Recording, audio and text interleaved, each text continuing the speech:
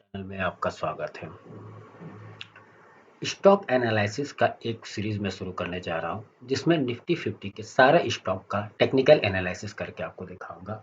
इसके अलावा अदानी के जितने स्टॉक्स हैं मैं उसका भी आपको एनालिसिस करके दिखाऊंगा। जैसा कि मैंने स्क्रीनशॉट लेके रखा है अदानी स्टॉक के, अदानी ग्रुप के जितने भी स्टॉक हैं इन सारे का मैं टेक्निकल एनालिसिस करके आपको बताऊंगा। इसके बाद मैं टाटा पे भी आऊँगा, रिलायंस पे भी आऊँगा और आपको बताऊंगा कि इसमें कहाँ तक का मूवमेंट हो सकता है और कहाँ एंट्री लेना सही रहेगा। तो मैं अपने धन के वेबसाइट ओपन कर लिया हूँ और यहाँ पे सबसे पहले मैं आपको अदानी का प्राइस, इसका एनालिसिस करके मैं आपको दिखाऊंगा। जैसे कि देख पा रहे हैं ये अदानी इंटरप्राइज का मैंने चार्ट ओपन कर दिया है। सबसे पहले मैं इसे डे टाइम फ्रेम में कन्वर्ट कर लेता हूँ। आप देख पा रहे हैं कि अप ट्रेंड की तरफ ही ये जा रहा है। ये यहाँ से हाई मारा, एक स्विंग लो आया, फिर ऊपर गया, फिर स्विंग लो आया, फिर ऊपर की तरफ गया और एक बड़ा कैंडल नीचे लेके आ गया। अब इसको अच्छे से समझने के लिए मैं टाइम फ्रेम को थोड़ा बड़ा करूंगा और वीकली पे कन्वर्ट कर दूंगा। जैसा कि वीकली पे मैंने कन्वर्ट किया, आपको देख पा रहे हैं यहाँ पे कि इस जगह पे मतलब 1300 इसका हाई अगर मैं मान के चलूं तो सॉरी 3350 के करीब मान के चलिए, 3348 का वो हाई है। 3350 के ऊपर ही आपको एक बड़ा मूवमेंट आपको यहाँ पे देखने को मिल जाएगा। अगर मैं यहाँ से एक ट्रेंड लाइन ड्रॉ करूँ इसके बॉटम से पकड़ के, तो आप देख पा रहे हैं ये इस तरह से ऊपर की तरफ ही जा रहा है। तो अगर एक बड़ा मूवमेंट अगर आपको चाहिए तो इसके हाई के ऊपर कैंडल क्लोज होना चाहिए, तब एक अपवर्ड और अच्छा मूवमेंट आएगा, वरना अभी इसी रेंज में ये अप डाउन करेगा। अगर इस ट्रेंड लाइन को ब्रेक करता है तो फिर आप मान के चलिए ये इस जगह पे आपको देखने को मिलेगा, इस जोन में।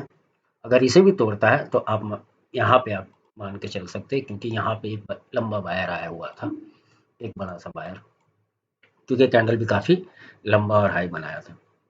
तो ट्रेंड अभी अप ही है और ये जिस तरह आप देख पा रहे हैं कि एक बड़ा बड़ा कैंडल बन के नीचे गिरा था, ये उस वक्त न्यूज आया था। उसके बाद से ये रिवर्स करना शुरू कर दिया है और ऊपर की तरफ ही जा रहा है और यहाँ एक पाउस लिया है। तो अगर इस ट्रेंड लाइन को ब्रेक नहीं करता है और इस हॉरिजॉन्टल लाइन को ऊपर क्लोज करता है ग्रीन कैंडल, तो ये वापस ऊपर की तरफ ही जाएगा। अगर इसे ब्रेक कर देता तो पहला लेवल ये आपका होगा 2740। अगर इसे भी ब्रेक कर देता तो इस लेवल तक आ जाएगा। अगर आपको स्विंग ट्रेड करना है या इंट्राडे कोई पोजीशन अगर बनाना है या कुछ दिन के लिए ट्रेड, तो पहला टारगेट आपका ये होगा 3350 का। और इस कैंडल के नीचे जैसे ही क्लोज होता है ये वाले कैंडल, मतलब इसका लो आपको है 2976, लेकिन क्लोजिंग हुआ है 3107 में। तो आप जैसे ही क्लोज होता है वहाँ पे आप एग्जिट हो जाएंगे, क्योंकि बड़ा लॉस लेने से कोई फायदा नहीं है, बड़ा प्रॉफिट चाहिए हमें मार्केट में। और अगर आप पोजिशनल ट्रेड करना चाहते हैं तो वेट कर लीजिए, इसके ऊपर जैसे ही कैंडल क्लोज होगा तो एक पुल बैक यहाँ मिलेगा और इस जगह पे आप एंट्री मारिए। उसके बाद देखिए ये ऊपर की तरफ ही अच्छे से जाएगा, क्योंकि अभी ये एक जोन में फंस गया है। वापस से एक दिन के टाइम फ्रेम पे मैं अगर लेके आता हूँ तो देख पा रहे हैं कि बहुत सारे कैंडल वहीं से रिजेक्शन होकर नीचे की तरफ आ रहा है। तो यहाँ पे कुछ खास मूवमेंट अभी देखने को नहीं मिल रहा है।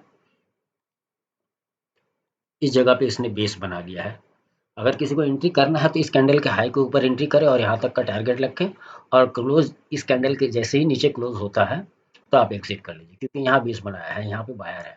अगर ये बायर अगर निकल जाते हैं तो बहुत तेजी से मार्केट नीचे की तरफ जाएगा। तो उम्मीद है ये वीडियो आपको समझ में आया होगा, कहाँ एंट्री करना है, कहाँ एग्जिट करना है। ये कोई बाय और सेल रिकमेंडेशन नहीं है, ये एजुकेशनल पर्पज के लिए है। और 4 घंटे की टाइम फ्रेम पे मैंने जिस तरह दिखा पा रहा हूँ कि हाँ, जिस तरह मैंने कहा कि यहाँ बायर ने अपना पोजीशन बना रहे हैं, क्योंकि बार बार यहीं से गिरने नहीं दे रहा है, ऊपर की तरफ ये लेके जाने की कोशिश में है। और जैसा कि पता है कि ये अच्छी कंपनी है, न्यूज़ की वजह से काफ़ी नीचे गिरा हुआ था, उसके बाद सस्टेन कर दिया है। तो अगर आपको इन्वेस्ट करना है तो आप अपने फाइनेंशियल एडवाइजर से सलाह लेके कर सकते हैं। उम्मीद है ये वीडियो आपको समझ में आया होगा। Thank you so much.